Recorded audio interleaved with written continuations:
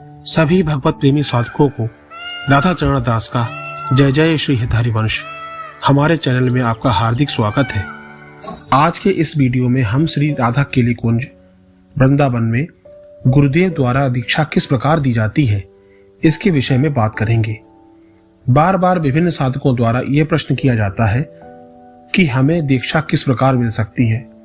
तो चलिए इस वीडियो के माध्यम से हम जानते हैं कि दीक्षा किस प्रकार मिल सकती है।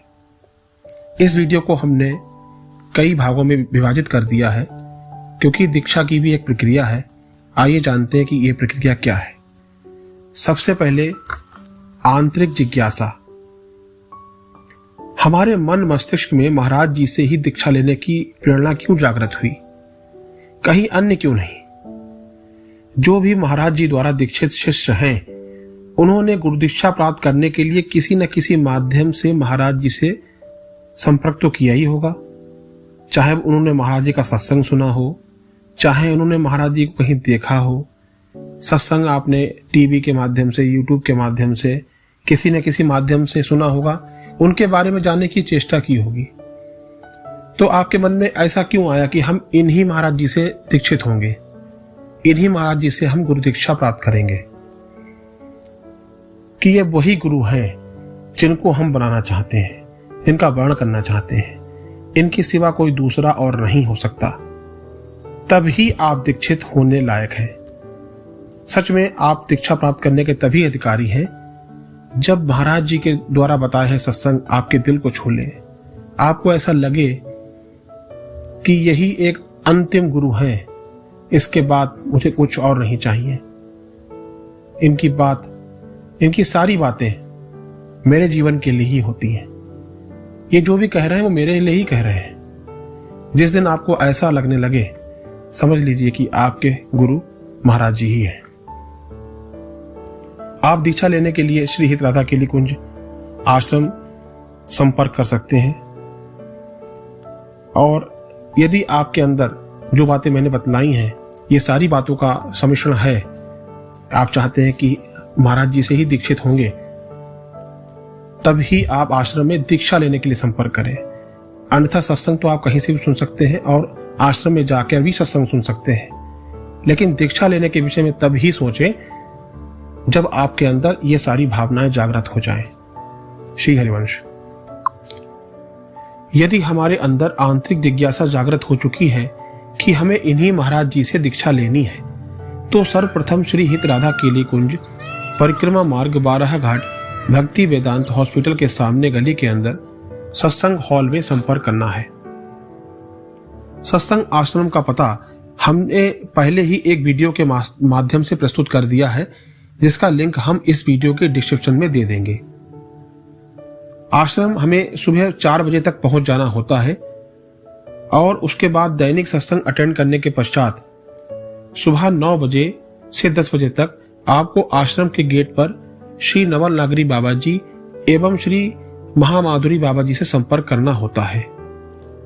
यदि हमें दीक्षा लेनी है तब ही हम इनसे दीक्षा के विषय में बात कर सकते हैं, अन्यथा सत्संग अटेंड करके अपने घर को जा सकते हैं। जब हम दीक्षा का निवेदन बाबा से करते हैं तो बाबा हमसे कुछ सवाल पूछते हैं। क्या हमने दीक्षा के लिए सारे नियम पूरे कर लिए हैं? जिस प्रकार गुरु को परखने के पश्चात ही हमें दीक्षा लेना चाहिए, उसी प्रकार गुरु भी हमें सारी प्रक्रिया से गुजारते हैं, सारी कसौटियों पर कसते हैं, उसके पश्चात ही हमें दीक्षा प्रदान करते हैं। एक अच्छा गुरु जो होता है वो कभी भी आपको तुरंत दीक्षा नहीं देगा।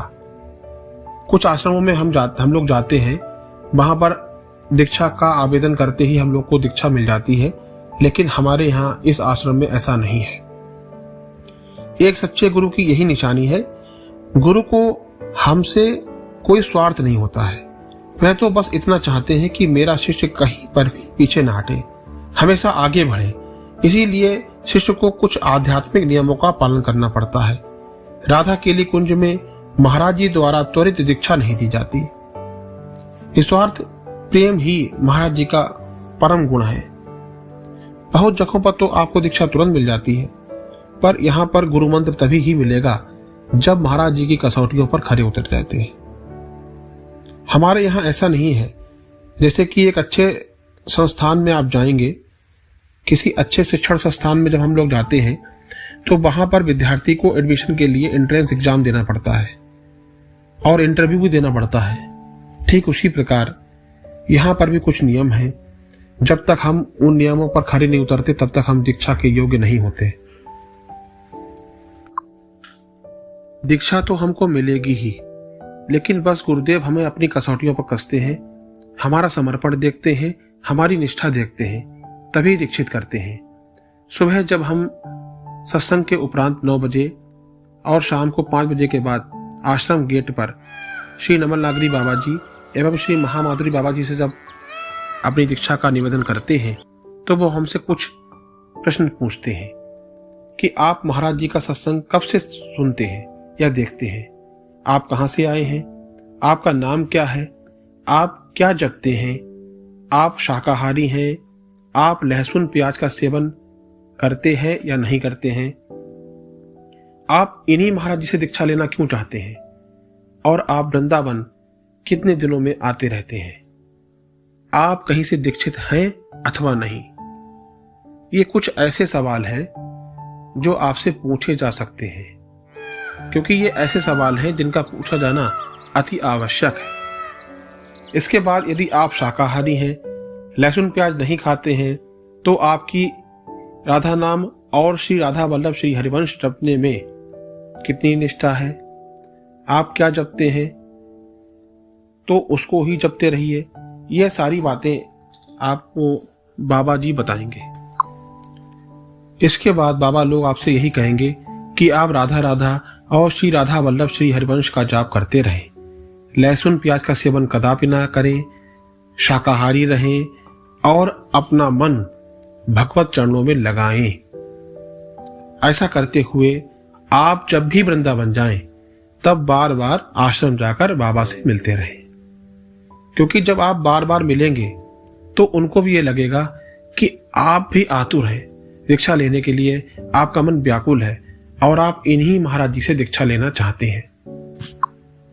और इस प्रकार जब आप बार बार वृंदावन जाएंगे और आश्रम जाकर बाबा लोगों से मिलते रहेंगे, तब एक दिन गुरु कृपा होगी और आपको अंदर बुला लिया जाएगा। लगभग 2 से 4 बार तक मिलने के बाद आप इस स्थिति में हो जाएंगे कि आपको गुरु शिक्षा मिल जाती है। इसके बाद जब आप हॉल में नीचे बैठ जाएंगे, उसके बाद भी बाबा लोग आपसे एक बार फिर से ये अनुरोध करेंगे, जो बातें वो पहले पूछ चुके हैं दोबारा से भी पूछेंगे। और यदि आप शादीशुदा हैं तो आपसे सपत्नी से दीक्षा लेने के लिए कहेंगे, और यदि आपकी शादी नहीं हुई है तो आपको दीक्षा स्वतः ही मिल जाएगी। या आपकी पत्नी कहीं और से दीक्षित है तो भी कोई बात नहीं, भगवत मार्ग एक ही है, उसके रूप अनेक अनेक है, उससे कोई भी अंतर नहीं पड़ता। आप स्वयं ही दीक्षा ले सकते हैं। पूछना उनका काम है तो वो जरूर पूछेंगे। इसके पश्चात आपको अगले दिन सुबह 4 बजे तक आश्रम में आने को कहा जाएगा। आश्रम में आने से पहले आपसे यह कहा जाएगा कि आप एक माला झोली लेके आएं, और उस झोली का जो रंग है वो बसंती कलर का हो, रंग बिरंगा नहीं होना चाहिए। माला झोली आप बाहर से भी खरीद सकते हैं और आश्रम से भी आपको मिल सकती है। उसके लिए कुछ शुल्क आश्रम में रखा हुआ है, वो बहुत ही निम्न शुल्क है, वो आपको देना होगा।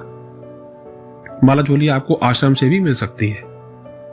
उसके बाद आपका पर ले जाया जाएगा। दीक्षा स्थल पर पहुंचकर महाराज जी द्वारा आपको गुरु मंत्र दिया जाएगा। गुरु मंत्र ये वो मंत्र है जिसे पाने के लिए हम लोग क्या क्या करते हैं, और इस मंत्र को पाने के बाद ये तो जब आपको मिल जाएगा तो आप खुद ही अनुभव करेंगे। ये सिर्फ अनुभव का विषय है, बताने का विषय नहीं है। मेरे साथ स्वयं भी ऐसा हो रहा है और बहुत ही सुखद अनुभूति होती है। ये तो जब आप दीक्षित हो जाएंगे और इस मार्ग में आगे बढ़ेंगे तो आपको स्वयं ही होगी कि आपको क्या मिल गया है, आपको कौन से महाराज जी मिल गए हैं। ये तो आप खुद ही स्वतः ही अनुभव करेंगे। अब आपकी दीक्षा पूर्ण हो चुकी है। जब आपको गुरु मंत्र मिल जाएगा तब आपकी दीक्षा पूर्ण हो जाएगी। अब आपको गुरुदेव के कथनों और वचनों पर ही चलना पड़ेगा, और चलना भी चाहिए। जो गलतियां जीवन में हो चुकी हैं तो हो चुकी हैं, लेकिन अब जब आपने गुरु मंत्र ले लिया है, गुरु का वर्ण कर लिया है, वो भी ऐसे गुरु का जिसे पाने के लिए लोग तरसते हैं, वो आपके गुरु हो गए हैं। तो अब आपको कोई भी ऐसा कार्य नहीं करना है जो गुरु के द्वारा बताए गए कथनों से विचलित हो। तब ही दीक्षा का महत्व पता चलेगा। एक सच्चा शिष्य गुरुदेव की आज्ञा शिरोधार्य करके ही शिक्षा ग्रहण करता है। इसी प्रकार यदि हम गुरुदेव की आज्ञा माने तभी भगवत प्राप्ति पर चल सकेंगे।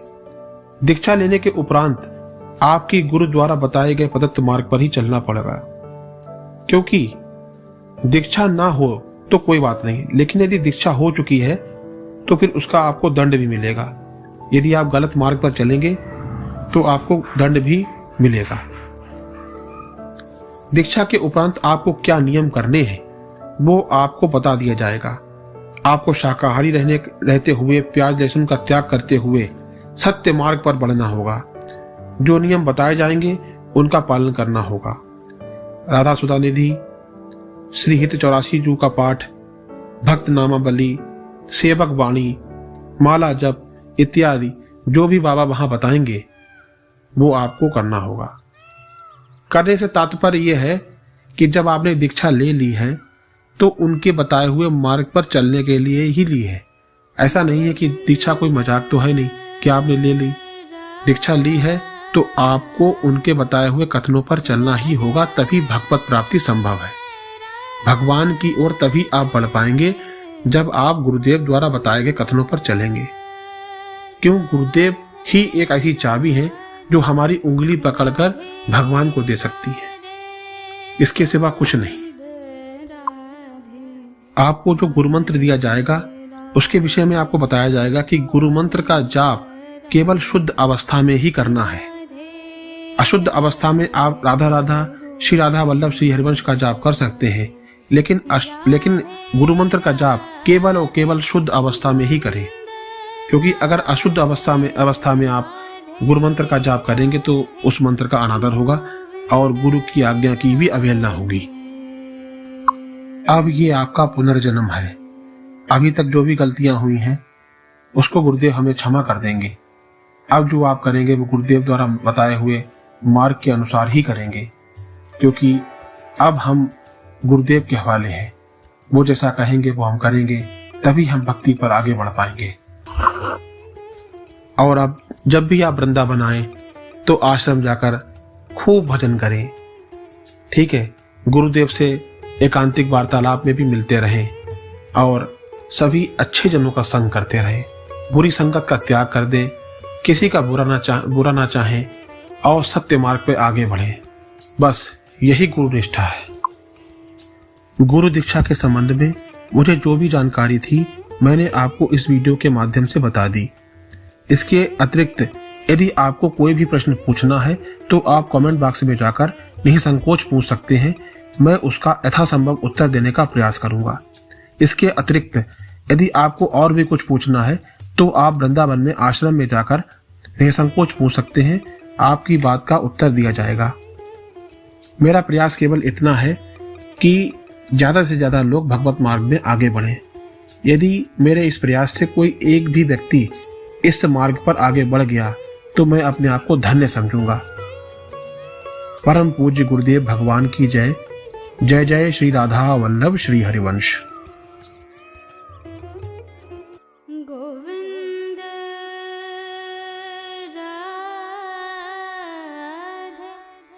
राधे राधे गोविंद राधे राधे राधे